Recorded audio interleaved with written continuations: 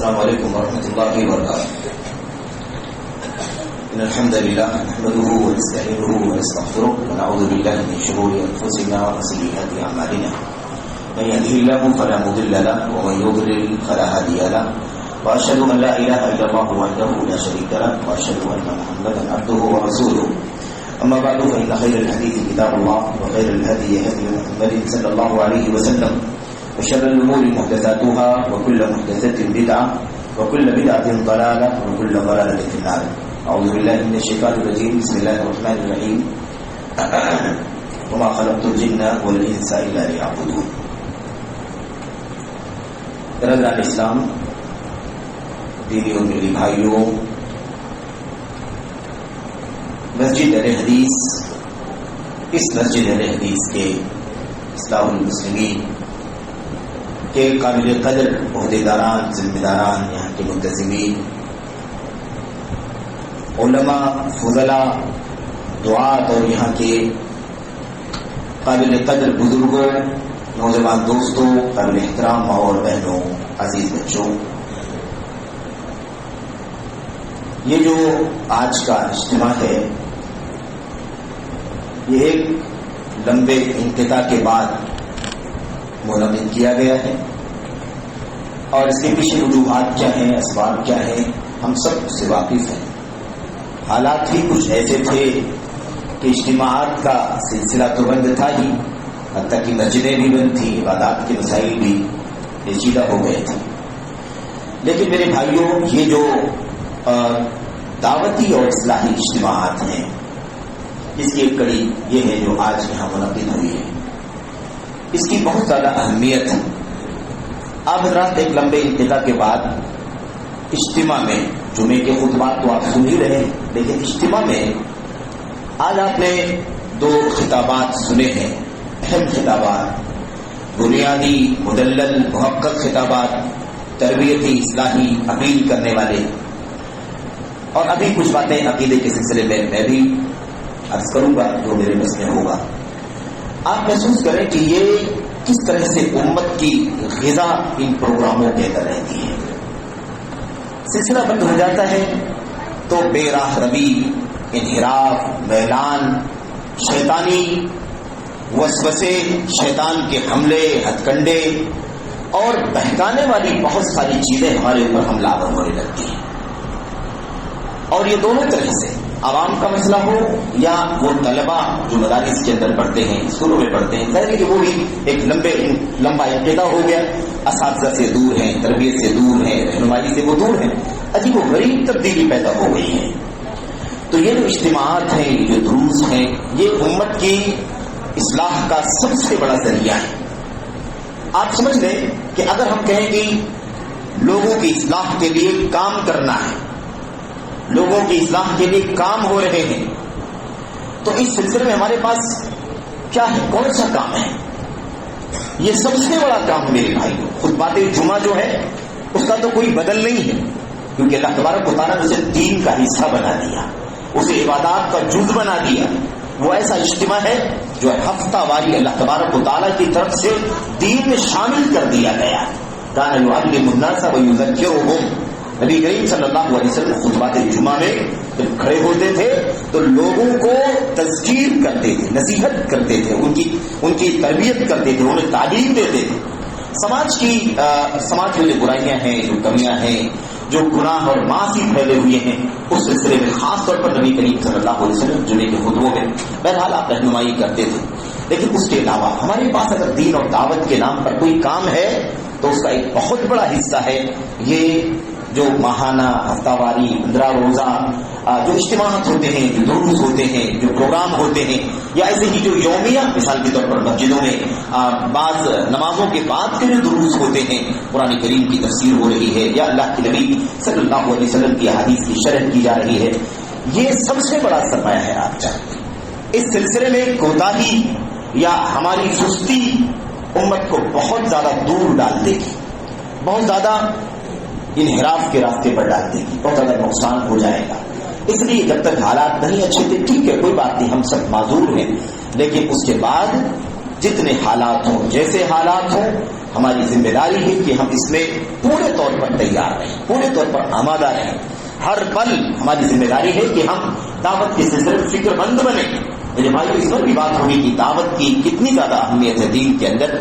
تو بہرحال یہ اس کی ایک کڑی ہے، اس کا ایک جز ہے جو ہم اور آپ آج دیکھ رہے ہیں. اور یہ جمعیت الحکمہ السلفیہ کے ذریعے اہتمام کو نقل ہو رہا ہے آپ کی مسجد میں.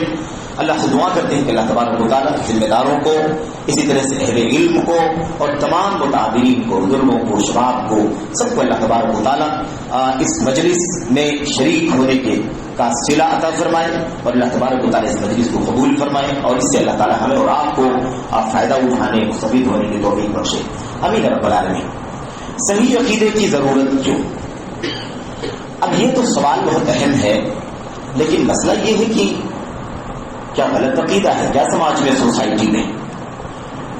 سوسائٹی میں عقیدہ غلط ہے، فاسد عقیدہ ہے یا نہیں ہے؟ اگر ہے تبھی تو بات کر رہے ہیں، ورنہ نہیں ہے تو بات کرنے کی ضرورت کیا ہے؟ میرے بھائیوں، سب سے پہلے یہ بھی جاننا ضروری ہے کہ ہاں عقیدے میں فساد ہے، عقیدے میں بگاڑ ہے، اس کی اصلاح کرنے کی ضرورت ہے. عقیدہ صحیح ہونا چاہیے. عقیدہ اگر صحیح نہیں ہوگا تو عقیدہ کافی نہیں ہے، صحیح عقیدہ ضروری ہے نجات کے لیے. نجات موقوف ہے صحیح عقیدے پر. وہ عقیدہ جو اللہ کی کتاب قرآن کریم کے اندر اور نبی محمد صلی اللہ علیہ وسلم کی سنت کے اندر ہمیں بتلایا گیا ہے. وہ عقیدہ جس پر آپ قائم تھے، وہ عقیدہ جس پر اللہ کے نبی صلی اللہ علیہ وسلم نے اپنے صحابہ کی تربیت کی. عقیدہ کسے کہتے ہیں؟ عقیدہ عقد، اس کے معنی گرہ لگانے، باندھنے کے ہوتے ہیں. عقد کے معنی باندھنے، گرہ لگانے کے ہوتے ہیں. اب یہ عقیدہ جو ہم لوگ کہتے ہیں اس کو عقیدہ اسے نہیں کہا جاتا ہے کیونکہ آدمی اپنے دل کو ایک سوچ پر، ایک نظریے پر باندھ دیتا ہے. اپنے دل کو کسی نظریے پر باندھتا ہے، کسی نظریے پر جما دیتا ہے، کسی سوچ پر، کسی چیز پر اپنے دل کو اچھی طرح سے روک لیتا ہے اور اسی کو فالو کرتا ہے، اسی کے مطابق وہ چلتا اور زندگی گزارتا. اس لیے عقیدہ، صحیح عقیدے، باطل عقیدے، برے عقیدے، اچھے عقیدے، شرکیہ عقیدے، کفریہ عقیدے، ہر عقیدے کو عقیدہ کہا جاتا ہے. اس لیے عقیدہ کافی نہیں بلکہ اللہ تبارک و تعالیٰ کی کتاب نبی کریم صلی اللہ علیہ وسلم کی سنت سے مستنبط اور امت کے سلف صحابہ کرام اور تابعین کی سیرت اور ان کی زندگیوں میں جو عقیدہ تھا، اس عقیدے کی اہمیت اور اس کی ضرورت ہے. اس کی بنیاد پر اصلاح ہو سکتی ہے. اس کا مطلب یہ ہوا کہ اب مسلمان، اسلامی سماج کے لوگ یہ طے کریں کہ ان کا جو عقیدہ ہے وہ قرآن کریم کے مطابق ہے کہ نہیں ہے، اور سنت رسول صلی اللہ علیہ وسلم کے مطابق ہے کہ نہیں ہے، وہ صحابہ کرام کی زندگیوں میں جو عقیدہ رہا ہے اس عقیدے کے مطابق ہمارا عقیدہ ہے یا نہیں ہے.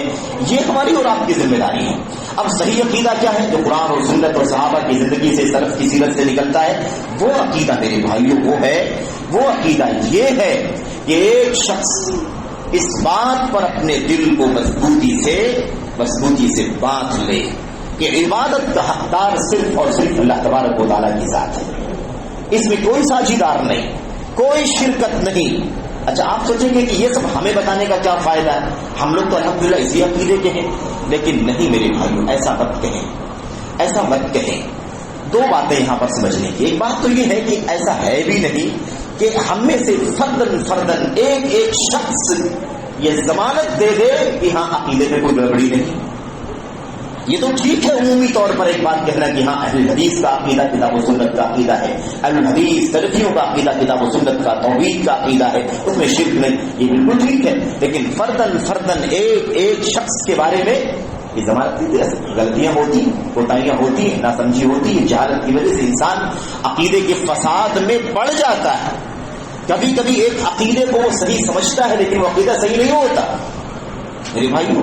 تو اس لیے ایک بات تو یہ ہے کہ یہ کوئی ضمانت نہیں، فردن نہیں کہا جا سکتا ہے. مثال کے طور پر ہم کہتے ہیں کہ مرد عورتوں سے افضل، اللہ کا کلام کہتا ہے، لیکن کیا اس کا مطلب یہ ہے کہ ایک مرد ہر مرد ہر عورت سے افضل ہے؟ ایسا نہیں. عمومی طور پر مرد عورتوں سے افضل ہے، لیکن ہر مرد ہر عورت سے افضل ضروری نہیں. بہت ساری الحمدللہ خواتین ہیں جو ہم بہت سارے مردوں سے افضل ہیں، دین میں، تقوی میں، طہارت میں، نیکی میں، عبادات میں، فرائض میں. ہے نا, اخلاق میں, کردار میں, الحمدللہ. اس لیے یہ بات ایسے نہیں ہے. دوسری چیز یہ ہے کہ اگر عقیدہ صحیح بھی ہو, الحمدللہ, اللہ کی حمد کرنی, اللہ کا شکریہ ادا کرنا ہے, لیکن ساتھ ساتھ ہمیں اس عقیدے پر استقامت کے لیے, اس عقیدے کو سنبھالنے کے لیے, اس عقیدے پر صحیح طور پر جمنے کے لیے ہمیں اس پر گفتگو کرنا ضروری ہے. ہماری کوئی بھی مجلس, ہمارا کوئی بھی جلسہ, ہماری کوئی بھی تربیتی محفل ایمان اور عقیدے کے موضوع سے خالی نہیں ہونی چاہیے. اس کی وجہ کیا ہے؟ اس کی وجہ یہ ہے کہ اللہ کے نبی محمد رسول اللہ صلی اللہ علیہ وسلم کی سیرت تو ہمارے سامنے. 23 سالہ دور نبوت میں نبی کریم صلی اللہ علیہ وسلم نے عقیدے کی تعلیم, عقیدے کی تربیت کا سلسلہ کبھی نہیں روکا. مکے میں آپ 13 سال تک رہے, عقیدے کی ہی دعوت دیتے رہے, عقیدہ ہی سمجھاتے رہے. قرآن کریم کے اندر جو مکی صورتیں ہیں, آپ ان کو اٹھا کر کے دیکھیں گے تو آپ کو سارے مضامین آپ کو عقیدے پر ملیں گے. مدنی صورتیں آپ اٹھائیں گے تو آپ کو اس میں احکام ملیں گے, نماز کے احکام, روزے کے احکام, زکات کے احکام, ہے نا, حج کے احکام, زنا, کاری, بدکاری, فحاشی, اس کے علاوہ نکاح, طلاق اور کاروبار, لین دین, معاملات, یہ سارے احکام آپ کو ملیں گے مدنی صورتوں کے اندر. تو یہ تو مکہ کی بات ہوگی. لیکن مدینہ منورہ کے 10 سال میں بھی اگر ہم حدیثیں اٹھا کر کے دیکھیں جن میں نبی کریم صلی اللہ علیہ وسلم اپنے صحابہ سے مخاطب ہیں, اور نبی کریم صلی اللہ علیہ وسلم کے خطبات کو دیکھیں, نبی کریم صلی اللہ علیہ وسلم کی راستوں میں جو خطبات آپ کے ہوئے, آپ جنگ کے لیے کہیں جا رہے ہیں, جنگ سے کہیں واپس آ رہے ہیں, اسفار میں آپ نے صحابہ کرام کو جمع کر دیا اور آپ کھڑے ہو گئے, قام فینا خطیبا, ہمارے بیچ میں اللہ کے نبی صلی اللہ علیہ وسلم خطیب کی حیثیت سے کھڑے ہو گئے, یعنی آپ نے ہم کو کچھ مخاطب کر کے سمجھایا, تو آپ کو وہاں بھی عقیدے کی دعوت ملے گی, صحیح عقیدے کی تربیت ملے گی, ایمان کی تربیت ملے گی. اللہ کے نبی صلی اللہ علیہ وسلم نے یہ کبھی نہیں سوچا کہ صحابہ کرام تو میری تربیت میں رہنے والے ہیں, ان صحابہ کرام کے عقیدے میں کیا فساد ہے کہ اس کی اصلاح کرنے کی ضرورت ہے. تو عقیدہ صحیح ہے تو عقیدے پر استقامت کے لیے بار بار اس کو دہرانا ضروری ہے, بار بار اعادہ کرنا ضروری ہے. یہ ہماری اور آپ کی مجلسوں کا حصہ ہونا چاہیے. صحیح عقیدہ ضروری کیوں ہے, اس حوالے سے مجھے چند باتیں آپ کے سامنے کرنی ہیں, چند نقاط اور چند پوائنٹس پر باتیں کرنی ہے, اور انشاءاللہ تبارک و تعالی بہت ہی سلیس اور بہت ہی سہل اور سرل انداز میں, آسان لب و لہجے میں کچھ باتیں آپ کے سامنے عرض کرنا چاہوں گا. اللہ سے دعا کرتا ہوں کہ اللہ تبارک و تعالی ہمیں اور آپ کو اپنے عقیدے کی سلامتی اور تحفظ کی فکر کرنے کی توفیق عطا فرمائے. یہ عقیدہ جو ہمیں ملا ہوا ہے نا, یہ عقیدہ توحید کا خالص تو عقیدہ ہے, صحیح عقیدہ جو ملا ہوا ہے, آپ جان لیں کہ اس کے پیچھے بہت سارے دشمن ہیں, اس کے پیچھے بہت سارے دشمن ہیں, بڑے ہتھ کنڈے ہیں, اس کو بگاڑنے کے پیچھے بڑی کوششیں چل رہی ہیں, چاروں طرف سے حملے ہو رہے ہیں. ہمیں اپنے ایمان اور عقیدے سے برگشتہ کرنے کے لیے, ہمیں اپنی توحید سے بے دخل کرنے کے لیے ساری سازشیں, ساری کوششیں چل رہی ہیں, اور بڑے اچھے نام سے چل رہی ہیں. کوئی قرآن ہی کا نام لے کر کے آ جاتا ہے, ہمارے عقیدے کو بگاڑنے کی کوشش کرتا ہے. کوئی حدیث ہی لے کر کے آ جاتا ہے, ہمارے عقیدے کو بگاڑنے کی کوشش کرتا ہے. اللہ کے نبی محمد رسول اللہ صلی اللہ علیہ وسلم نے فرمایا تھا, میرے بھائیو, آپ نے فرمایا تھا, سیکون فی آخر الزمان دجالون کذابون, آخری دور میں, آخری زمانے میں کچھ دجال اور جھوٹے لوگ ہوں گے, فریبی لوگ ہوں گے, فریب میں ڈالنے والے, ورغلانے والے, ایسے لوگ ہوں گے آخری دور میں. یہ تو آخری دور نہیں ہے, لیکن آخری دور میں ہم گویا کہ داخل ہوتے جا رہے ہیں, دھیرے دھیرے آخری دور میں ہم داخل ہو رہے ہیں. یہ نہیں کہہ سکتے کہ یہ آخری دور ہے, اللہ جانتا ہے کہ آخری دور کب آئے گا, لیکن بہرحال اس میں کوئی شک نہیں ہے نا کہ ہم لوگ قیامت سے قریب ہو رہے ہیں اور عہد رسالت سے, عہد نبوت سے دور ہوتے جا رہے ہیں. اللہ کے نبی صلی اللہ علیہ وسلم نے فرمایا, یاتونکم, اللہ اکبر, یاتونکم باحادیث, تمہارے پاس یہ دجال, یہ جھوٹے ایسی حدیثیں لے کر کے آئیں گے, بما لم تسمعوا انتم ولا آباؤکم, جن حدیثوں کو نہ تم نے کبھی سنا ہوگا نہ تمہارے باپ دادوں نے کبھی سنا ہوگا. ایسی حدیثیں لے کر کے آئیں گے, ہے نا, ایسی حدیثیں لے کر کے آئیں گے. اور کیا فرمایا اللہ کے نبی صلی اللہ علیہ وسلم, فَإِيَّاكُمْ وَإِيَّاهُمْ, تم ان سے بچ کر کے رہنا اور ان سے, اور ان کو اپنے سے دور رکھنا, ان سے دور بھاگنا اور ان کو اپنے سے دور رکھنا, نہ تم ان کے قریب جانا نہ ان کو اپنے سے قریب آنے دینا. کیونکہ ایسی حدیثیں لا کر کے پیش کریں گے, نبی کا حوالہ, صحابہ کا حوالہ دے کر کے, کہ تم نے تمہارے باپ دادوں نے کبھی نہیں سنا ہوگا. لا یضلونکم ولا یفتنونکم، دیکھنا یہ لوگ تمہیں گمراہ نہ کر دیں اور تمہیں فتنے میں نہ ڈال دیں. رجب کا مہینہ ہے نہیں، ختم ہونے والا ہے، آخری عشرہ غالباً چل رہا ہے، آخری ہفتہ چل رہا ہے. آپ دیکھیں کیسی کیسی حدیثیں ہیں، کیسی کیسی حدیثیں ہیں میرے بھائیوں. اسی مہینے کے اندر تو صلاۃ الرغائب چل رہی، صلاۃ الرغائب چل رہی ہے، جشن چل رہا ہے، شب بیداری چل رہی ہے، دن میں روزہ رکھنے کا طریقہ بتایا جا رہا ہے، رات میں 12 رکعات 14 رکعات پڑھنے کا طریقہ، نماز بتائی جا رہی ہے میرے بھائیوں. اور یہ کہا جا رہا ہے کہ یہ سب کرنے کے بعد یہ 14 رکعت نماز پڑھ لو، یہ دن کا فلاں دن کا روزہ رکھ لو، یہ رات کا جشن منا لو فلاں فلاں تاریخ میں، تو زندگی کی ساری مشکلیں دور ہو جائیں گی، ساری تکلیفیں دور ہو جائیں گی، مغفرت کا پروانہ دیا جا رہا ہے، بخشش کا اعلان کیا جا رہا ہے، یہ بتایا جا رہا ہے. یہ حدیثیں کبھی سنی ہم لوگوں نے؟ نہ ہم نے کبھی سنی، نہ ہمارے باپ دادوں نے کبھی سنی. ہمارے باپ دادوں کا مطلب ہمارے اسلاف، تابعین، تبع تابعین، صحابہ کبھی یہ سنی حدیثوں. تو اللہ کے نبی صلی اللہ علیہ وسلم نے فرمایا کہ عقیدے ایمان کو بگاڑنے کے لیے اور تمہیں بدعتوں میں ڈالنے کے لیے میرے بھائیوں ایسی ایسی حدیثیں لوگ پیش کریں. یہ روایت مسلم شریف کی. خیر تمہیں یہ کہا تھا کیا یہ دیکھتے ہیں کہ صحیح عقیدہ ضروری کیوں ہے. اب یہ کہ عقیدے میں فساد کون کون سا ہے سماج کے اندر، تو یہ خود اپنے آپ میں ایک مستقل موضوع ہے، مستقل موضوع ہے. سماج میں عقیدے کا بگاڑ اور اس کے مظاہر، اس کی مثالیں، اس کے نمونے تو بہت ساری گڑبڑیاں عقیدوں کے اندر موجود ہیں. اس لیے اس پر بات نہیں کرنا ہے، لیکن ہے عقیدے کا فساد بہت زیادہ ہے، عقیدے کے اندر بگاڑ بہت زیادہ ہے. اور یہ عقیدہ لے کر کے اسلام کے دعوے اور مسلمانیت کے دعوے کے ساتھ ساتھ اللہ تبارک و تعالیٰ کے یہاں نجات نہیں پا سکتے. کیونکہ میرے بھائی ہم نے جو عقیدہ بنایا ہے وہ اس عقیدے کو اللہ تبارک و تعالیٰ کے یہاں قبولیت کا درجہ ملے، اس کی شرطیں نہیں پائی جاتی ہیں اس کے اندر. میرے بھائی آئیے دیکھتے ہیں. نمبر 1 پہلی چیز یہ ہے کہ صحیح عقیدہ اس لیے ضروری ہے، صحیح عقیدہ اس لیے ضروری ہے کیونکہ یہی وہ عقیدہ ہے جس کے لیے میں آپ ساری مخلوقات، ساری کائنات، یہ زمین یا آسمان، پورا نظام اسی کے لیے پیدا کیا گیا ہے. اللہ اکبر. اب اسی صحیح عقیدے کو دنیا میں عام کرنے کے لیے، اسی صحیح عقیدے کو دنیا میں وفا کرنے کے لیے، اسی صحیح عقیدے کے ساتھ لوگ اللہ تبارک و تعالیٰ کی عبادت و بندگی کریں، اسی کے ساتھ زندگی گزاریں، اسی کے لیے زمین بنا، اسی کے لیے زمین پر تخلیق ہوئی، آسمان کی تخلیق ہوئی، انسان پیدا کیے گئے، جنات پیدا کیے گئے. انسانوں اور جناتوں کی زندگی کے لیے اللہ تبارک و تعالیٰ نے زمین و آسمان کے بیچ میں تمام تر اسباب اور وسائل فراہم کر دیے. اب اتنا بڑا مقصد کہ اسی صحیح عقیدے کو دنیا میں وفا کرنے کے لیے زمین، آسمان، انسان، جنات، چرند پرند، ساری مخلوقات، سب کچھ اللہ تبارک و تعالیٰ نے پیدا کیا ہے.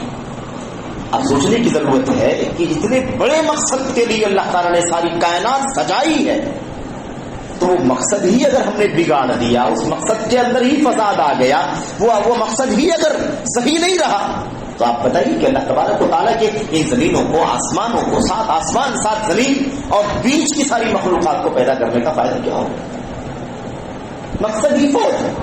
اور اسی لیے یاد رکھو کہ اسی مقصد پر جب تک اس دنیا میں کچھ لوگ بھی عمل کرنے والے ہیں صحیح عقیدے پر، جب تک اس دنیا میں کچھ لوگ زندہ ہیں، اس ہوئی زمین پر جب تک صحیح عقیدہ چل رہا ہے، صحیح عقیدے والے موجود ہیں، تب تک یہ دنیا موجود ہے. جب صحیح عقیدہ بالکل ختم ہو جائے گا تو یہ دنیا بھی کیا ہو جائے گی؟ ختم ہو جائے گی، کیونکہ مقصد ختم ہو چکا ہے. وہی صحیح عقیدہ، ایک اللہ کی بندگی، شرک نہیں، کفر نہیں، نفاق نہیں، کوئی بھی حق کے اللہ تبارک و تعالیٰ کو کوئی بھی حق کے بندگی کسی غیر کو اگر دیا جائے گا اور اللہ کا حق اللہ کو نہ ملے گا، جیسے ہی یہ وقت آئے گا اس دنیا کا انت ہو جائے گا، اس دنیا کا معاملہ ختم ہو جائے گا. لا تقوم الساعة حتى لا يقال في الارض یا حتى يقال في الارض لا يقال في الارض. اللہ اللہ، اس وقت تک قیامت قائم نہیں ہوگی جب تک اس زمین پر اللہ اللہ بولا جائے گا. یہ ہے میرے بھائی تو سب سے پہلی بات یہ ہے کہ زمین آسمان اور ساری مخلوقات کی تخلیق کا مقصد ہی یہی صحیح عقیدہ ہے، یہی صحیح عقیدہ. اسی صحیح عقیدے کے لیے اسی کو اللہ تعالیٰ نے کیا فرمایا؟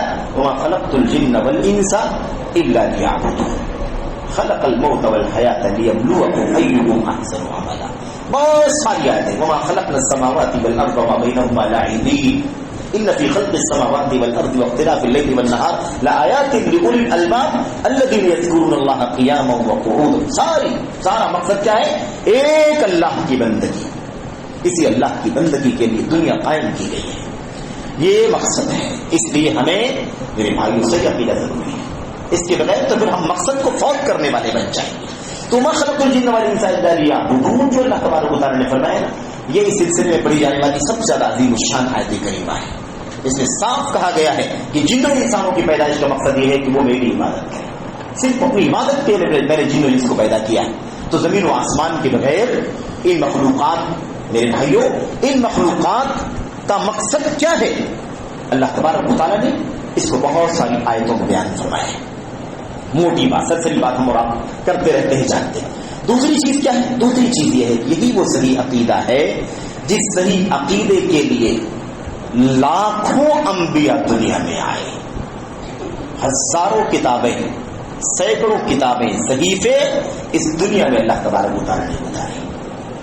میرے بھائی، انبیاء علیہ الصلوۃ والسلام کا اس دنیا میں جو سلسلہ اللہ تبارک و تعالیٰ نے شروع کیا وہ کیا تھا؟ وَإِمَّا يَأْتِيَنَّكُم مِّنِّي هُدًى، میری طرف سے ہدایت آئے گی. میری طرف سے ہدایت ہے. ہدایت کیا ہے؟ إِيَّاكَ نَعْبُدُ وَإِيَّاكَ نَسْتَعِينُ اهْدِنَا الصِّرَاطَ الْمُسْتَقِيمَ صِرَاطَ الَّذِينَ أَنْعَمْتَ عَلَيْهِمْ. یہی میرے بھائی. تو زمین و آسمان کی تخلیق کا مقصد بھی یہی ہے. اللہ تعالیٰ نے نبیوں کو، رسولوں کو جو بھیجا اس دنیا کے اندر، کتابیں جو اتاری ہیں اللہ تبارک و تعالیٰ نے، وہ اسی مقصد کے لیے اتاری ہے. اور اللہ تعالیٰ کے انبیاء اور رسول علیہ الصلوۃ والسلام پوری زندگی جو بھی اللہ تبارک و تعالیٰ نے ان کی زندگی بنائی تھی، اس زندگی میں اللہ کے پیغام کو دنیا میں پھیلایا. لیکن ایک ایسی چیز رہی جو سارے انبیاء میں مشترک رہی. حضرت آدم علیہ السلام سے لے کر کے، اس پر شاید بات اس سے پہلے آ چکی ہے کہ آدم علیہ السلام رسول تو نہیں ہے، انہیں نبی کہا جا سکتا ہے.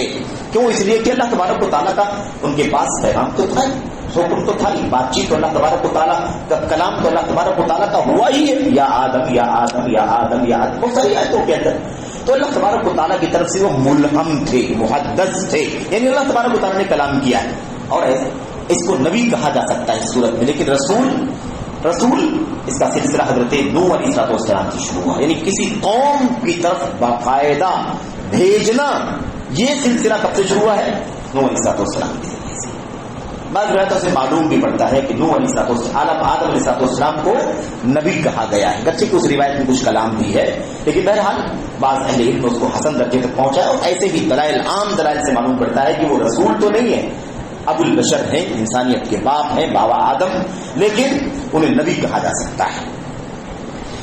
تو رسولوں کا سلسلہ شروع ہوا. سارے رسولوں نے بلا تفریق، سارے رسولوں نے یہ کام صحیح عقیدے والا مشترکہ طور پر سب نے یہی کام کیا. یا قوم اعبدوا اللہ ما لکم من الہ غیرہ، یا قوم اعبدوا اللہ ما لکم من الہ غیرہ، اے میری قوم کے لوگوں اللہ کی عبادت کرو، اے میری قوم کے لوگوں اللہ کی عبادت کرو. تمہارے لیے اللہ کے سوا کوئی سچا معبود نہیں ہے. کتنی آیتوں میں نوح علیہ السلام، شعیب علیہ السلام، مطلب انفرادی طور پر بھی اللہ تبارک و تعالیٰ نے بیان فرمایا، اور عمومی طور پر تو اللہ نے بیان فرمایا لقد بعثنا فی کل امۃ رسولا ان اعبدوا اللہ واجتنبوا الطاغوت. ہر قوم کے اندر، ہر امت کے اندر ہم نے رسول بھیجا ہے، اور یہی حکم دے کر کے بھیجا ہے، کیا؟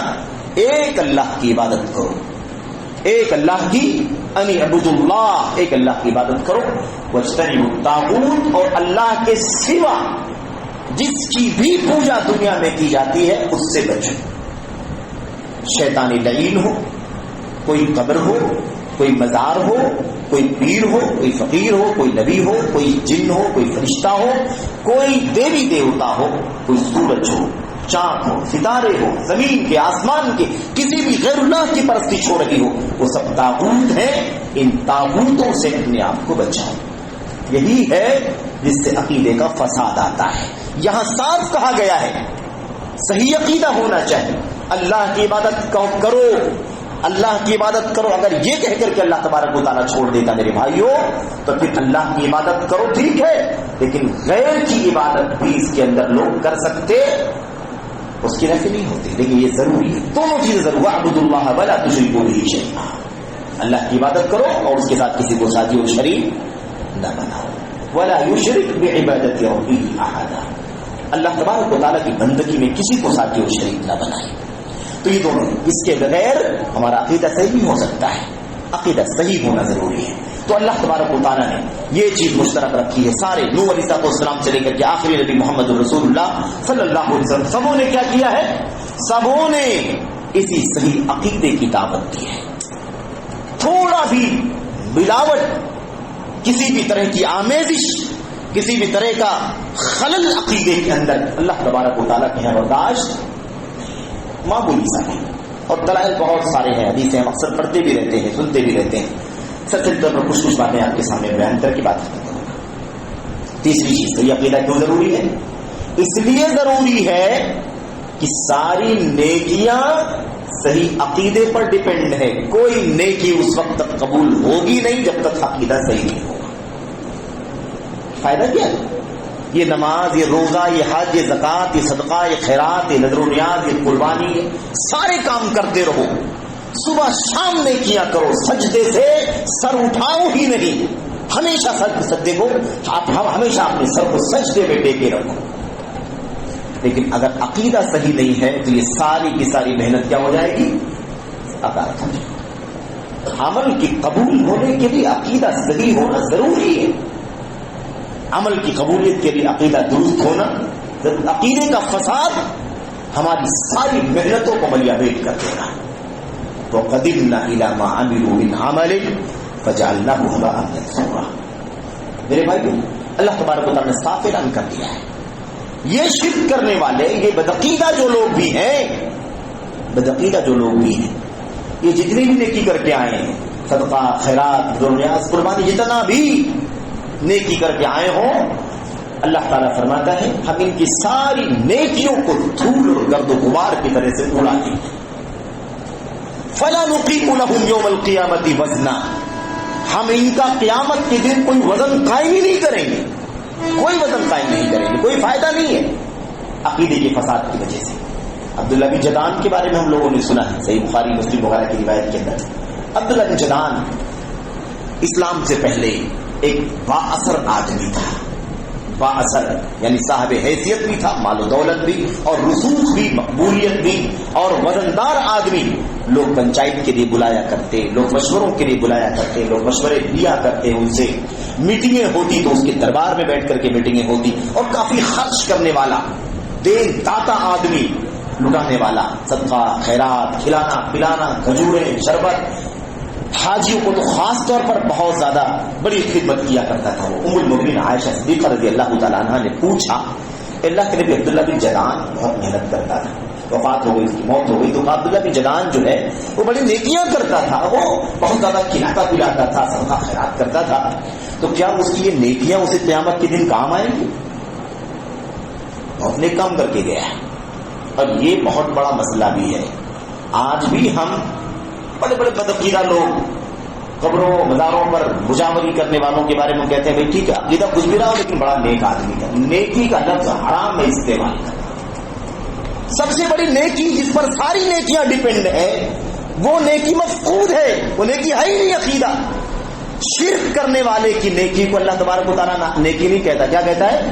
ہباء منثورا، دھول کی طرح اللہ تبارک و تعالیٰ اڑا دے گا، کوئی فائدہ نہیں ہونے والا. شرک کے ساتھ کوئی عمل اللہ تبارک و تعالیٰ قبول نہیں فرماتا. تو ام المؤمنین عائشہ کے سوال کے جواب میں اللہ کے نبی نے کیا فرمایا؟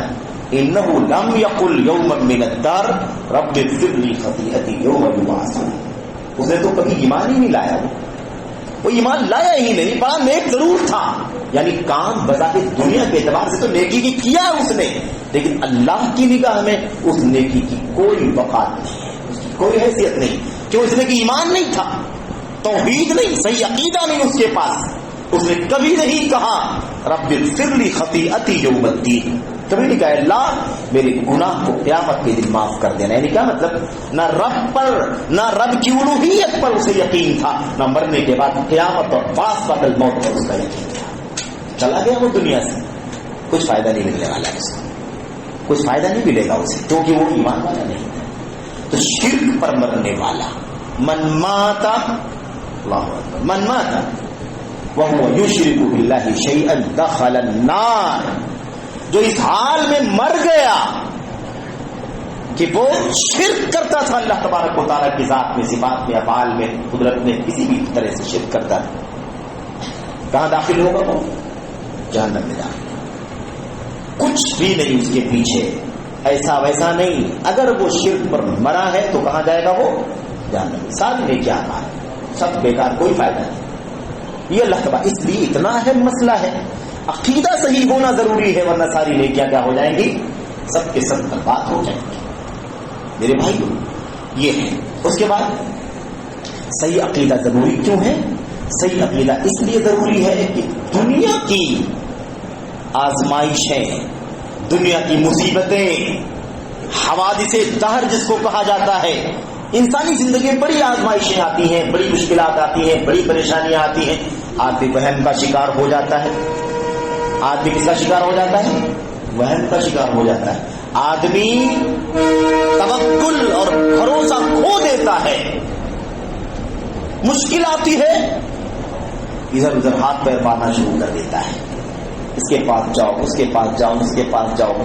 اور ایک ٹائم ایسا بھی آتا ہے کہ اگر صحیح عقیدہ نہیں ہو تو اس کو اپنے سائے سے بھی ڈر لگنے لگتا ہے.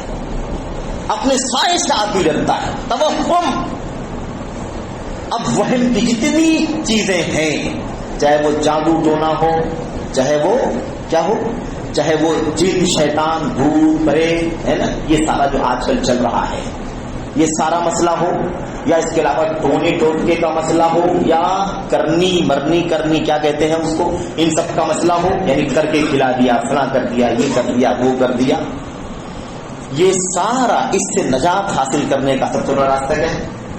عقیدہ صحیح ہونا چاہیے. اگر عقیدہ صحیح ہو تو پھر انسان ڈرتا نہیں تمام چیزوں سے. ان تمام چیزوں کا ڈر اس کے پاس نہیں رہتا ہے. ورنہ آدمی نے ڈرا دیا، گھبرا دیا، گھبراہٹ میں ڈال دیا، یہ انسان کو پھر کیا کرتا ہے. اسی لیے آپ دیکھیں گے کہ عقیدے کے فساد کے مسئلے میں مردوں سے زیادہ عورتیں ہیں. مردوں کا بھی فساد ہے، لیکن عورتیں اس کے اندر بہت زیادہ ہیں، کیونکہ ان کے یہاں توہم بہت زیادہ ہے. ان کو کسی نے کچھ بتا دیا، سنا دیا، تو ویسے گھبرا گئے، چلو فلاں کے پاس، چلو فلاں کے پاس، چلو اس کے پاس، چلو اس کے پاس، وہ ایسا کر دے گا، ایسا کر دے گا. تھوڑا سا کوئی معاملہ ہو گیا، یہ اپنا توکل، یہ اپنا ثقہ، یہ اللہ تبارک و تعالیٰ پر اعتماد کیا کرتی ہیں؟ کھو دیتی ہیں. یہ بہت بڑا مسئلہ ہے. اس لیے عقیدے کی، صحیح عقیدے کی ضرورت اس لیے ہے کہ یہ زندگی کے وہ مسائل ہیں جن سے کوئی انسان بچ نہیں سکتا ہے، اور یہ فتنے ہمیشہ رہیں گے. ان فتنوں سے بچنے کے لیے عقیدے کی مضبوطی بہت ضروری ہے. آج رقیہ، دم، جھاڑ پھونک، علاج، معالجہ، اس نام پر اتنا لمبا چوڑا کاروبار ڈھونگی باباؤں کا ہے نا، بنگالی باباؤں کا، ان کا جو چل رہا ہے، یہ ساری دکان اللہ کی قسم ہے اس دن بند ہو جائے گی. مسلمانوں سے تو نہیں چلے گی جس دن مسلمان صحیح عقیدے پر آ جائے گا. یہ سارا کاروبار اسی لیے چل رہا ہے کہ ہمارا عقیدہ درست نہیں، ورنہ ایک مسلمان اسلام کا نام لینے والا آدمی کبھی بھی ان کے پاس نہیں جائے گا، کیونکہ کوئی بھی تک نہیں ہے، کوئی وجہ نہیں ہے میرے بھائی، کوئی وجہ نہیں ہے. اگر اللہ کے کلام سے علاج معالجہ کر رہا ہے وہ، یہ اس کا مطلب یہ نہیں کہ جادو کا انکار ہے یا مثال کے طور پر جن، شیطان، بھوت پریت کا انکار، یہ مطلب نہیں. مطلب یہ ہے کہ اس کا وہم جب ڈالا جاتا ہے تو آدمی پھر اپنے عقیدے کی کمزوری کی وجہ سے کسی بھی ایرے گہرے کے پاس جانا شروع کر دیتا ہے. بھائی علاج اللہ کے کلام میں ہے، شفا اللہ تبارک و تعالیٰ دے گا، اور اللہ کے کلام میں تاثیر ہے، یا اللہ تبارک و تعالیٰ کا کلام، اللہ کے نبی صلی اللہ علیہ وسلم کی حدیثیں، اللہ تبارک و تعالیٰ کے اسماء الحسنی، ان تمام چیزوں کے ذریعے سے علاج ہوگا. تو یہ ساری چیزیں ہمارے پاس موجود ہے کہ نہیں موجود ہے؟ قرآن موجود ہے، سنت موجود ہے، دعائیں موجود ہیں، اذکار موجود ہیں، اللہ کے اسماء الحسنی موجود ہیں. تو ایک پڑھنے والا باہر سے کیوں بلایا جائے، یا فلاں کے پاس کیوں جایا جائے کہ وہی پڑھے گا تو علاج ہوگا؟ میڈیکل سائنس تو ہے نہیں. میڈیکل سائنس کی اگر بات ہوتی تو ہم کہتے ہیں ہاں بھائی اس کی ڈگری حاصل کیا ہے, اس کا ایکسپیرینس 10 سال کا, اس کا ایکسپیرینس 15 سال کا ہے, یہ اس کا اسپیشلسٹ ہے, اس کا اسپیشلسٹ ہے, اس لیے اس بیماری کے لیے فلاں کے پاس جائیں گے تو زیادہ ایکسپیرینس رکھتا ہے, اس کے پاس زیادہ اچھا علاج ہو سکتا ہے. یہ نیا ہے ابھی, ہے نا, ایکسپیرینس نہیں ہے یا بالکل نیا نیا ہے تو اس کے پاس تجربہ کم ہے. یہ تو میڈیکل سائنس کے بارے میں ہم بول سکتے ہیں. قرآن تو اللہ کا کلام ہے, قرآن اللہ کا کلام ہے, نبی کا فرمان ہے, اللہ کے اسماء الحسنی ہے. اس کے بارے میں کوئی شک شبہ ہے کسی کو؟ میرے بھائی یہ تو بس اخلاص کی ضرورت ہے, اخلاص کے ساتھ, لاہیت کے ساتھ اللہ کا کلام خود پڑھ لے انسان, اللہ کی ذات پر یقین رکھے کہ اللہ تبارک و تعالیٰ شفا دینے والا ہے اور اللہ کا کلام شفا ہے. وَنُنَزِّلُ مِنَ الْقُرْآنِ مَا هُوَ شِفَاءٌ وَرَحْمَةٌ لِلْمُؤْمِنِينَ وَلَا يَزِيدُ الظَّالِمِينَ إِلَّا خَسَارًا. تو اللہ تبارک و تعالیٰ کا کلام شفا ہے, دل کی بیماریوں کا بھی شفا ہے, شرک اور کفر اور بدعت اور خرافات اور وہم, ان سب کا علاج بھی اللہ کے کلام کے اندر ہے. اور یہ جو جسمانی بیماریاں ہیں, ان جسمانی بیماریوں کا بھی علاج اللہ تبارک و تعالیٰ کے کلام کے اندر ہے, شفا دونوں سے. تو بہرحال یہ چند باتیں. اس کے بعد اگلی بات, صحیح عقیدہ کیوں ضروری ہے؟ اس لیے ضروری ہے کہ صحیح عقیدے کے ثمرات بہت عظیم ہیں, اس کا ثمرہ بہت عظیم ہے, اس کا رزلٹ بہت امپورٹنٹ ہے. اور یہ ثمرہ اتنا اہم ہے کہ وہ سب سے بڑا ثمرہ ہے, سب سے بڑا نتیجہ ہے. اور وہ کیا ہے میرے بھائیوں؟ بندہ جنتی ہو جائے اور بندہ اپنے آپ کو جہنم کی آگ سے آزاد کر لے, بندہ اپنے آپ کو اللہ کی غضب سے بچا لے, اور بندہ اللہ تبارک و تعالیٰ کو اپنی رحمتوں کا مستحق بنا لے, اللہ کی رضامندی کا مستحق بنا لے, ابدی جنت حاصل کر لے اور ہمیشہ ہمیشہ کے لیے جہنم سے نجات حاصل. یہ ڈیپینڈ ہے کس پر؟ صحیح عقیدے کے اوپر. میرے بھائیوں اتنا اہم مسئلہ ہے, یہ اتنا امپورٹنٹ مسئلہ ہے کہ یہ اگر عقیدہ صحیح نہ ہو تو آپ سن چکے ہیں کہ ساری نیکیاں عقار, ساری نیکیاں برباد. لیکن اگر یہ عقیدہ صحیح ہو, اسی لیے صحیح عقیدہ ضروری ہے کہ صحیح عقیدہ اگر ہوگا تبھی انسان کو جنت مل سکتی ہے, تبھی انسان کو جہنم سے آزادی مل سکتی ہے. اللہ کے نبی محمد رسول اللہ صلی اللہ علیہ وسلم کی بہت واضح بہت ساری دلیلیں حدیثیں ہم اکثر و بیشتر سنتے بھی رہتے ہیں, پڑھتے بھی رہتے ہیں. ان میں سے کچھ کا تذکرہ میں آپ کے سامنے کرنے جا رہا ہوں. اللہ کے نبی محمد رسول اللہ صلی اللہ علیہ وسلم نے فرمایا, حدیث میں کئی ایک باتیں ہیں, 2-3 باتیں ہیں بڑی اہم, لیکن اس میں سے ایک نقطہ خاص طور پر ہمارے اس کو گفتگو سے تعلق رکھتا ہے. ترمذی کی روایت حسن درجے کی, اللہ کے نبی صلی اللہ علیہ وسلم نے فرمایا.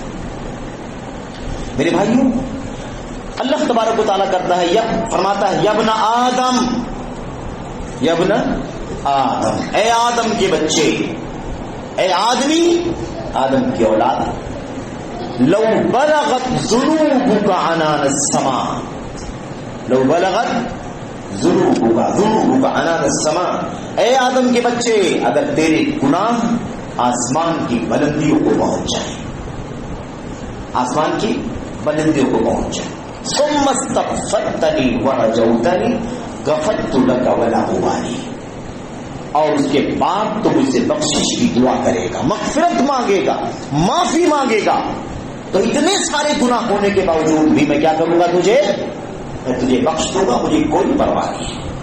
خیر اصل جو نقطہ ہے وہ کیا ہے؟ اللہ کے نبی صلی اللہ علیہ وسلم نے فرمایا, اللہ تعالیٰ فرماتا ہے یا ابن آدم, اے آدم کے بچے, اے آدم کی اولاد, لو اتیتنی, یہ نقطہ یاد رکھنا ہے. اس میں کیا بتایا جا رہا ہے؟ اس میں بتایا جا رہا ہے کہ اگر تو میرے پاس آئے, مرنے کے بعد ہم سب واپس جانے والے اللہ تبارک و تعالیٰ کے پاس, ہم سب کے سب اللہ کی طرف لوٹنے والے, انا للہ و انا الیہ راجعون, ہم سب اللہ کے لیے ہیں, اللہ کی ملکیت ہیں, اور ہم سب کو اللہ تبارک و تعالیٰ کی طرف لوٹ کر کے جانا ہے. یہ بات اللہ کے کلام کی آیتوں میں کئی جگہ پہ اللہ وَإِلَيْهِ تُرْجَعُونَ, وَإِلَيْهِ يُرْجَعُونَ, اللہ کی طرف لوٹائے جاؤ گے, یہ لوگ اللہ کی طرف لوٹائے جائیں گے, ہم سب اللہ کی طرف جانے والے.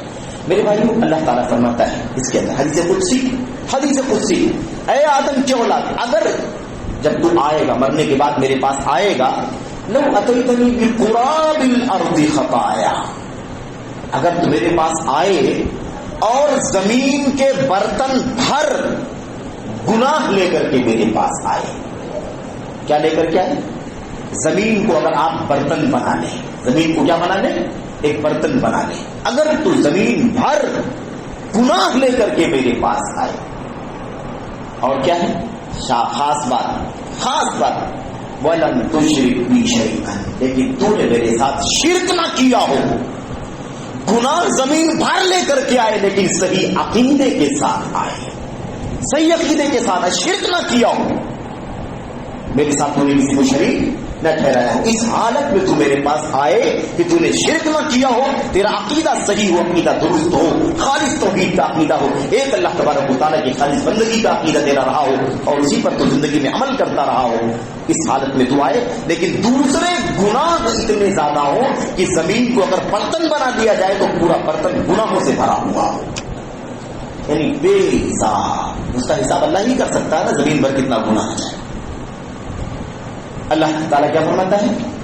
غفرت لک، نہیں آگے کی فرماتا لَأَتَيْتُكَ بِقُرَابِهَا مَغْفِرَةً، تو میں اسی زمین بھر کے تیرے پاس مغفرت اور بخشش لے کر کے آؤں گا۔ صحیح عقیدہ کیا ہے؟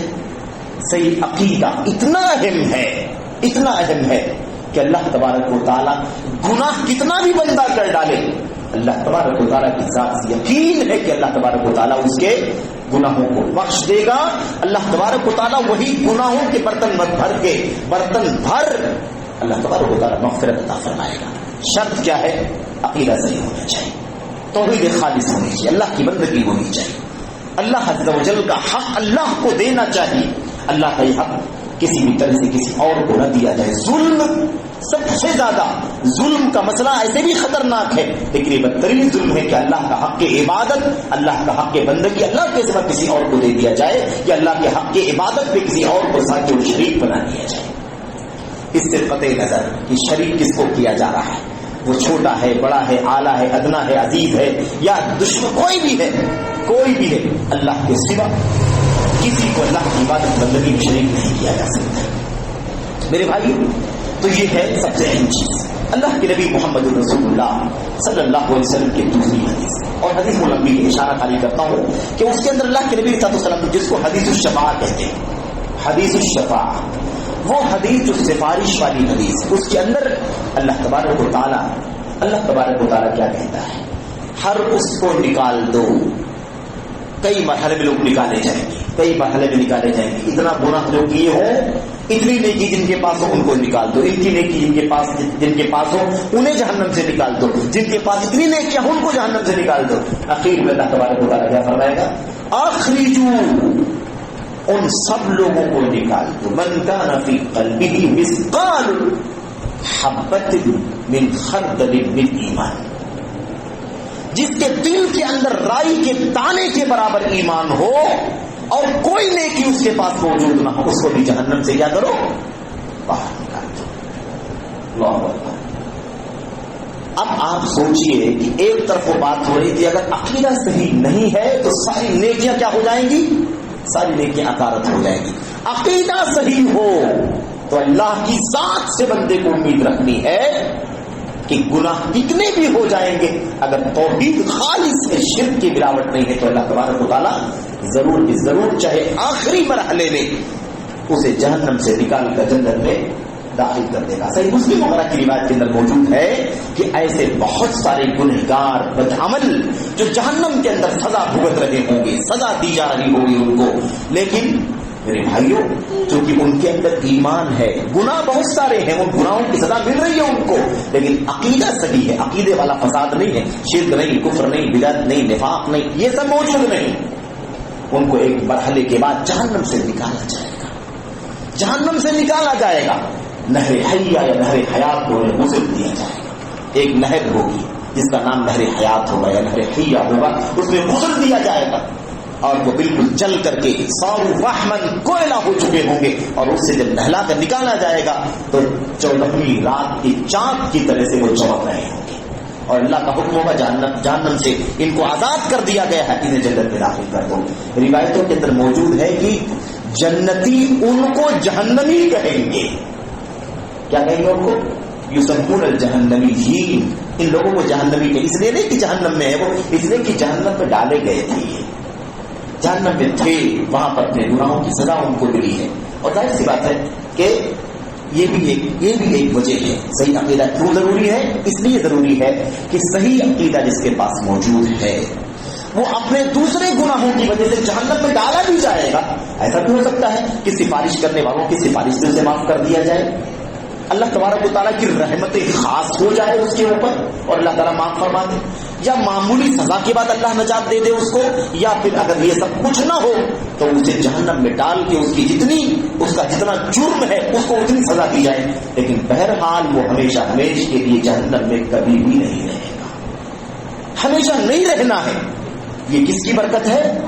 صحیح عقیدے کی برکت ہے, خالص ایمان کی, خالص توحید کی برکت ہے, جس کے اندر شرک کی ملاوٹ نہیں ہے کہ جہنم میں ڈالا بھی گیا تو دائمی طور پر جہنم رسید نہیں ہوگا, بلکہ ایک مرحلے کے بعد جہنم سے اسے نکالا جائے گا اور جنت میں اسے داخل کیا جائے گا. تو یہ بات. دوسری چیز, اللہ کے نبی محمد رسول اللہ صلی اللہ علیہ وسلم نے ارشاد فرمایا, من لقی اللہ لا یشرک بہ شیئا دخل الجنہ ومن لقیہ یشرک بہ شیئا دخل النار. جو اس حال میں اللہ تبارک و تعالیٰ سے ملاقات کرے کہ اللہ کے ساتھ شرک نہ کیا ہو, اللہ کے نبی نے کیا فرمایا؟ جنت میں داخل ہوگا. صحیح عقیدہ جنت کی ضمانت ہے. صحیح عقیدہ انسان کو جنت میں لے جانے کا سب سے بڑا ذریعہ ہے. اگر عقیدے کا فساد ہو تو پھر ساری نیکیاں بیکار ہیں, کوئی بھی فائدہ نہیں. ایسے ہی اللہ کے نبی صلی اللہ علیہ وسلم نے فرمایا اسی حدیث کے اندر کہ جو اس حال میں اللہ تبارک و تعالیٰ سے ملاقات کرے کہ اللہ کے ساتھ شرک کیا ہو وہ جہنم میں داخل ہوگا. وہ کہاں داخل ہوگا؟ جہنم میں داخل ہوگا میرے بھائیوں. اور جو شرک کر کے جہنم میں داخل ہوگا وہ کبھی جہنم سے نہیں نکلے گا. جیسے عقیدے کی صحت کے ساتھ گناہوں کی بنیاد پر جہنم میں جائے گا تو ہمیشہ جہنم میں نہیں رہے گا, اسے ایک دن نکالا جائے گا. ایسے ہی عقیدے کے فساد کے ساتھ اگر وہ جہنم میں داخل کیا جائے گا, نیکیاں کتنی بھی ہوں ساری نیکیاں برباد, اور اس بدعقیدگی کی وجہ سے, صحیح عقیدہ نہ ہونے کی وجہ سے جہنم سے کبھی نکالا نہیں جائے گا. ابدی سربدی دائمن ابدن, ہمیشہ ہمیشہ. میرے بھائی بھی یہ اچھا. اور ثمرات میں سے کیا ہے؟ ایک ثمرہ یہ بھی ہے. پھر آخری بات ہے, ثمراتی کی بات چل رہی تھی. اس لیے صحیح عقیدہ ضروری ہے کہ صحیح عقیدہ گناہوں کا کتنا بھی انبار اکٹھا ہو جائے, گناہوں کے دفتر ہو, رجسٹر کے رجسٹر ہو, لیکن ایک توحید خالص انسان کو نجات دینے کے لیے کافی ہے. لیکن یہ کوئی نہ سمجھے میری باتوں کا مطلب کہ چلو ٹھیک ہے خالی توحید پکڑ کے بیٹھ جاؤ, نماز چھوڑو, روزہ چھوڑو, حج چھوڑو, زکات چھوڑو, اور کاروبار میں 1 نمبر 2 نمبر 4 نمبر سب چلانا شروع کر دو. نہیں, یہ مطلب نہیں. اچھا, اس کی وضاحت ضروری ہے. یہ بات اس حالت میں ہو رہی ہے کہ آدمی ایمان والا ہے, توحید خالص والا ہے, صحیح عقیدے والا ہے, اور عمل کی پوری کوشش کرتا ہے, کوئی بھی کوتاہی اپنی طاقت کے مطابق ہرگز ہونے نہیں دیتا ہے. سمجھ رہے ہیں؟ اب انسان ہونے کے ناطے کبھی کوشش کے باوجود بھی کچھ نہ کچھ کمی رہ جاتی ہے. کوشش کے باوجود کبھی نماز لیٹ ہو جاتی ہے, کبھی نماز چھوڑ جاتی ہے, کبھی انسان کبھی جھوٹ بھی بول دیتا ہے, کبھی کچھ اور بھی. کیا مطلب اس کا؟ مطلب یہ ہے کہ انسان کو ایمان اور عمل دونوں کی اصلاح کرنے کی ضرورت ہے. اسی لیے آپ کو کوئی آیت کریمہ شاید نہ ملے یا سیاق میں بھی کوئی سیاق ایسا نہ ملے جہاں اللہ تبارک و تعالیٰ نے ایمان کے ساتھ عمل صالح کا ذکر نہ فرمایا. الذين آمنوا وعملوا الصالحات الذين آمنوا وعملوا الصالحات وهو مؤمن وهو محسن. اللہ تبارک و تعالیٰ نے صاف صاف بیان کر ایمان اور عمل صالح, ایمان اور عمل صالح, جس کے پاس ایمان ہے, صحیح عقیدہ اور نیک عمل ہے, وہ جنت میں جائے گا. اور اس کی مجبوری بھی ذکر کی اللہ تبارک و تعالیٰ. قیامت کے دن جن کے پاس عمل نیک نہیں ہوگا بہت افسوس کریں گے, بہت افسوس کریں گے. اللہ واپس لوٹا دنیا کے اندر, رب ارجعونی لعلی اعمل صالحا فیما ترکت. اے اللہ دنیا میں لوٹا دے, نیک عمل کرنا تھا لیکن نہیں کیا, گناہ کر کے آیا ہوں, اب کی جاؤں گا تو نیک عمل کر کے آؤں گا. تو اس کی حسرت آدمی وہاں کرے گا قیامت کے لیے, اور 2 جگہ حسرت کرے گا. مرنے کے وقت بھی, جب مرنے کا وقت آئے گا آدمی سوچے اب تو مر جاؤں گا میں, اب تو عمل کرنے کا چانس ختم ہو جائے, اور اس کے بعد جب جہنم میں داخل کر دیا جائے گا تو کہے گا ربنا اخرجنا, اے اللہ جہنم سے نکال, جہنم سے نکال. اللہ اکبر. تاکہ وہ عمل کرے جو ہم نہیں کر سکے ہیں اب کی کر کے آئیں گے. بہرحال تو پتہ یہ چلا. معلوم کیا ہوا؟ اس کا مطلب کوئی یہ نہ سمجھے کہ عقیدہ رٹی لگاؤ اور عقیدہ کرتے رہو اور عمل صالح سے دور ہٹ جاؤ. سب اللہ کے حقوق میں بندے کے حقوق کو پامال کرو نہیں. یعنی پوری کوشش. مطلب کیا ہے؟ عقیدے کے ساتھ عمل صالح کی پوری کوشش کرنا ہے, کوتاہی نہیں کرنا ہے اپنی طرف سے ہرگز. انسان ہونے کے ناطے کوشش کے باوجود بھی کمی رہ جاتی ہے. اگر ایسی کمیاں اکٹھا ہو جائیں انسان کے پاس تو اللہ تبارک و تعالیٰ کی ذات سے امید ہے کہ اگر ایمان اور عقیدہ درست ہے تو اللہ تعالیٰ اس کی برکتوں سے ہمارے ان گناہوں کو یا تو معاف فرما دے گا, اور نہیں معاف فرمائے گا تو اتنی سزا دے کر کے بہرحال ایمان کی بنیاد پر جنت میں ضرور داخل فرمائے گا. ایک حدیث بڑی پیاری ہے, اس کو اسی کے ساتھ بات ختم کروں گا میں. وہ حدیث ہے جس کو کارڈ والی حدیث کہا جاتا ہے, حدیث البطاقہ. یوسف برجل من امتی علی رؤوس الخلائق. خیر اس کا ترجمہ کیا ہے, اس کا معنی کیا ہے؟ اللہ کے نبی نے فرمایا قیامت کے دن ساری دنیا والوں کے سامنے میری امت کے ایک آدمی کو آواز دے کر کے بلایا جائے گا. آئے گا وہ بندہ آئے گا. اس کے بعد کیا ہوگا؟ اس کے بعد کہتے ہیں کہ فَيُنشَرُ لَهُ سِجِلًّا 99 سجلہ. اس کی آنکھوں کے سامنے اس کے دفتر کھولے جائیں گے. گناہ کا نمبر 1, نمبر 2 رجسٹر, 3 رجسٹر, 4, ایسے 99 رجسٹر کھولے جائیں گے اور سارے رجسٹر دفتر گناہوں سے بھرے ہوئے ہوں گے. گناہوں سے بھرے ہوئے ہوں گے. اللہ تبارک و تعالیٰ کے سامنے وہ بندہ حاضر ہوگا. اللہ تبارک و تعالیٰ اس سے پوچھے گا یہ سب دفتر سارے کالے کالے گناہ سب تیرے لکھے ہوئے ہیں, تیرے سیاہ کارنامے, یہ چوری ہے, یہ سود ہے, یہ رشوت ہے, یہ بے نمازی ہے, یہ روزے سے دوری کے ظلم کے ذات وغیرہ سارے گناہ بھرے ہوئے ہیں. کہتے ہیں مد البصر, جہاں تک اس کی نظر جائے گی اس کی کالے کرتوتوں کا رجسٹر ہی رجسٹر دکھائی دے گا. اللہ تعالیٰ پوچھے گا یہ سب دیکھ رہے ہو؟ اللہ میں دیکھ رہا ہوں. تو کیا ہے؟ اب تنکروا من ھذا شیئا, اس میں سے کسی چیز کا انکار تم کر سکتے ہو کہ میں نے نہیں کیا ہے, زبردستی نوٹ کر دیا گیا میرے نام پر؟ کہے گا نہیں اللہ ایسا تو کچھ بھی نہیں ہے, سب لگ ہی رہا ہے میں نے کیا ہوا ہے, دکھائی دے رہا ہے. اظلمت کا کتبت الحافظون, میرے لکھنے والے فرشتوں نے تو ظلم نہیں کیا تیرے اوپر, تو نے گناہ نہ کیا ہو اور بڑھا بڑھا کے نوٹ کر ہندوستان کی طرح یا دنیا کی طرح ہے نا, جس کو بدنام کرنا ہو دنیا بھر کی برائیاں اکٹھا کر دو اس کے نام, اور جس کو کلین چٹ دینا ہو اس کو 1 نمبر کا صاف ستھرا ثابت کر دو.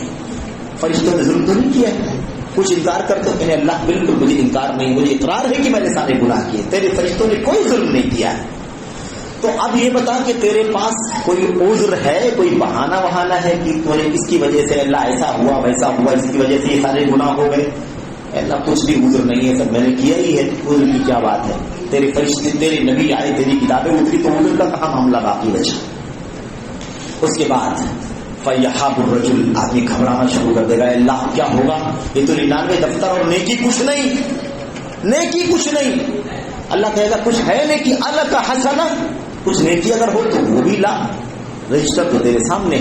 مجھے گھبرانے لگے گا, مایوس ہونے لگے گا, کہے گا اللہ میرے پاس تو کوئی نیکی نہیں, عندي حسنہ, کچھ بھی نہیں میرے پاس. اللہ تعالیٰ کہے گا, فرمائے گا بلا ان لک عندنا حسنہ, نہیں ہمارے پاس تیری ایک نیکی موجود ہے. یہی صحیح عقیدہ, صحیح عقیدے والی نیکی اس کے پاس موجود ہے. اللہ تبارک و تعالیٰ کے پاس اس کی موجود ہوگی. اللہ فرمائے گا ایک نیکی تیری میرے پاس موجود ہے. اللہ تعالیٰ سے کہے گا اللہ ایک نیکی, اور اتنا سارا دفتر گناہوں کا, اگر ایک نیکی بھی ہو, ما بال هذه الحسنہ علی هذه السجلات, ایک نیکی 99 رجسٹر کے مقابل میں کر بھی کیا سکتی ہے؟ اگر ہے بھی تو کیا کر سکتی ہے؟ لیکن ایک نیکی بڑی اہم تھی. یہ صحیح عقیدے والا مسئلہ تھا, صحیح عقیدہ والا, خالص توحید اور خالص بندگی والا, جو نیکی کا کام اس نے کر رکھا تھا, شرک نہیں کیا, سب ظلم زیادتی سب کچھ کیا, لیکن شرک اللہ تبارک و تعالیٰ کے ساتھ اس نے نہیں, یہ نہیں کہ اس کے پاس. کہتے ہیں فَتُنْشَرُ لَهُ بِطَاقَةٌ یا تُرْفَعُ لَهُ بِطَاقَةٌ, ایک کارڈ اٹھایا جائے گا اس کے سامنے, اس نے اٹھایا جائے گا, اور اس کے اندر لا الہ الا اللہ محمد رسول اشہد ان لا الہ الا اللہ لکھا ہو. صحیح روایت کے اندر اللہ کے نبی صلی اللہ علیہ وسلم نے فرمایا کہ کیا ہوگا؟ کہتے ہیں اس کے بعد فَتُوضَعُ الْبِطَاقَةُ فِي كِفَّةٍ وَتُوضَعُ السِّجِلَّةُ فِي كِفَّةٍ, ایک پلڑے میں, ترازو کے ایک پلڑے میں وہ ایک کارڈ رکھ دیا جائے گا لا الہ الا اللہ والا, صحیح عقیدے والا کارڈ, اور دوسرے کفہ پلڑے میں وہ 99 دفتر رکھ دیے جائیں گے. میرے بھائی ایک پنے کے برابر بھی نہیں, ایک ورق کے برابر, ایک جوس کے برابر بھی نہیں. کارڈ لا الہ الا اللہ محمد رسول اللہ لکھنے میں کتنی جگہ چاہیے, کتنا بڑا کاغذ چاہیے؟ ایک پرچی کافی ہے کہ نہیں؟ اللہ اکبر. روایت میں ہے فطاشت السجلات وثقلت البطاقہ, لیکن رجسٹروں والا جو پلڑا ہوگا وہ آسمان میں اڑ جائے گا, اور کارڈ والا پلڑا بھاری ہو جائے گا. اور اللہ تبارک و تعالیٰ اس توحید خالص کی وجہ سے, عقیدے کی وجہ سے اسے قیامت کے دن کی رسوائی سے بچا لے گا, جبکہ بندے کے گناہ 99 دفتر میں تا حد نگاہ پھیلے ہوئے ہوں گے. صحیح عقیدہ اس لیے ضروری ہے, صحیح عقیدہ اس لیے ضروری ہے, صحیح عقیدہ اس لیے ضروری ہے. سارے اور بہت ساری چیزیں خیر طور پر سرسری طور پر ادھر سے تھوڑا بہت آپ کے سامنے بیان کیا. اللہ سے دعا کرتے ہیں کہ اللہ تبارک و تعالیٰ اس لیے ہمیں اپنے عقیدے کی اصلاح کرنے کی توفیق عطا فرمائے, عقیدے کی